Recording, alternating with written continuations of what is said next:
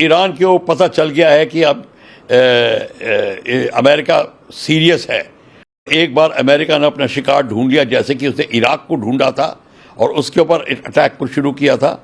अब चाहे शिकारी जो शिकार की गलती हो या ना हो, शिकारी शिकार करेगा। और ये शिकारी ट्रंप ने अपना काम शुरू कर दिया है, जैसे कि आपने इराक की 2 लड़ाइयों में देखा था। ये ईरान के लिए बहुत बड़ी चेतावनी है। ये ईरान के लिए ही नहीं, ईरान के समर्थकों के लिए बहुत बड़ी चेतावनी, चाइना के लिए बहुत बड़ी चेतावनी है, रशिया के लिए बहुत बड़ी चेतावनी है। देखिए, इसके 2 पहलू हैं। सबसे पहले बड़ा पहलू तो ये है, पहला पहलू कि ईरान को पता चल गया है कि अब अमेरिका सीरियस है। और एक बार अमेरिका ने अपना शिकार ढूंढ लिया, जैसे कि उसने इराक को ढूंढा था और उसके ऊपर अटैक को शुरू किया था। अब चाहे शिकारी जो शिकार की गलती हो या ना हो, शिकारी शिकार करेगा। और ये शिकारी ट्रंप ने अपना काम शुरू कर दिया है, जैसे कि आपने इराक की 2 लड़ाइयों में देखा था। अब ये लड़ाई कहाँ रुकती है वो दूसरी बात है। फिलहाल अटैक करके और डिस्ट्रॉय करके मेरे ख्याल से इतना डिस्ट्रॉय हो गया होगा कि अब वो ठीक होने में बहुत समय लगाएगा। उसको बिल्कुल नाकामयाब करके अभी उसकी फोर्स ने कह दिया है और मैसेज दे दिया ईरान को कि देखिए, अभी भी आप लाइन पे आ जाइए, जैसा कि हम कहते हैं।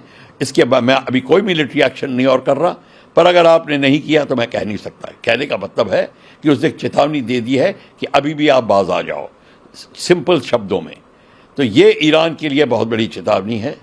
ये ईरान के लिए ही नहीं, ईरान के समर्थकों के लिए बहुत बड़ी चेतावनी, चाइना के लिए बहुत बड़ी चेतावनी है, रशिया के लिए बहुत बड़ी चेतावनी है, जो दोनों ईरान को सपोर्ट कर रहे हैं। और इस समय इजराइल को पता चल गया है कि अमेरिका उसके साथ में है। ये दूसरी बात है। और अमेरिका, इजराइल के समर्थकों को और सबको पता चल गया है। पर अब वर्ल्ड जो है एक किस्म से 2 पहलुओं में डिवाइड होता नजर आ रहा है। एक है चाइनीज रशिया लॉबी और एक है अमेरिका एंड एलाइज की लॉबी।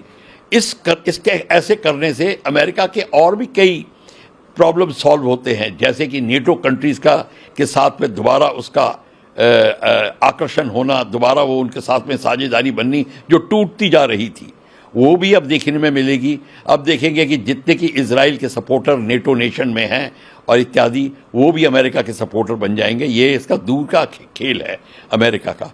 पर इस सब को लेकर भी एक दूसरा पहलू मैं ये बताना चाहता हूं कि जिनीवा कन्वेंशन के तहत एक न्यूक्लियर पावर प्लांट, एक डैम और जो डाइक्स होती हैं, जो कि नीदरलैंड में समुद्र को रोकने के लिए दीवार बनाई जाती है, उनके ऊपर अटैक करना प्रबंधित है। मतलब उसके ऊपर अटैक नहीं कर सकते, टोटली बैंड है। उसको डेंजरस फोर्सेस कहते हैं।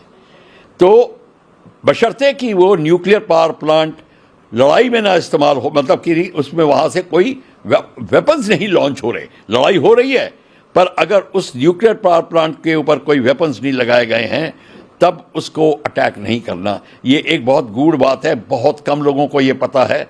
और इसके तहत अमेरिका को एक जिसको कहते हैं उसके ऊपर केस लगाया जा सकता है इंटरनेशनल क्रिमिनल कोर्ट के ऊपर कि उसने डेंजरस फोर्स के ऊपर अटैक किया है।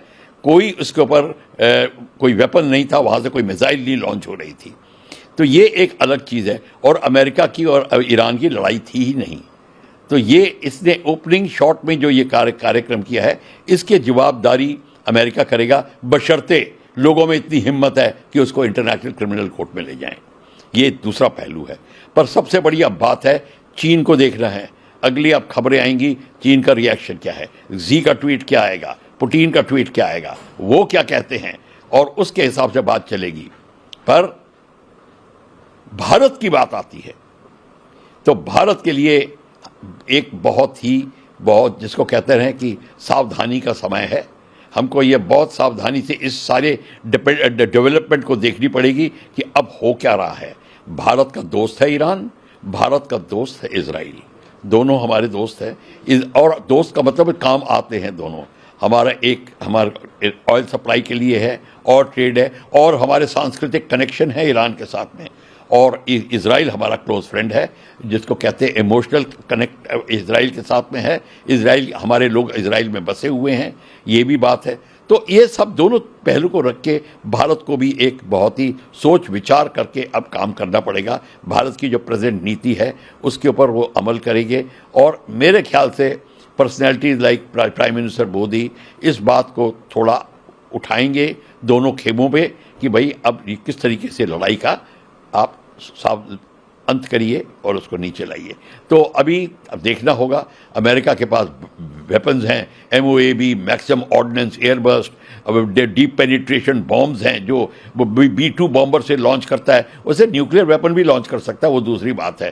पर हैवी वेपन बॉम्ब्स हैं, ये 200 फीट गहराई के अंदर जाकर पहाड़ों में से निकाल के, जो अगर कोई जगह छुपी हुई हो उसको भी निकाल सकते हैं। तो ये बहुत ही विध्वंसक बम है, जैसे कि आपने अफगानिस्तान में देखा था डेजी कटर 2, ये उस कैटेगरी के बॉम्ब हैं और वैसे ही बॉम्ब हैं। तो अभी बमबारी भी बहुत है, अब हानि भी बहुत होगी ह्यूमैनिटी की, एनवायरनमेंट की।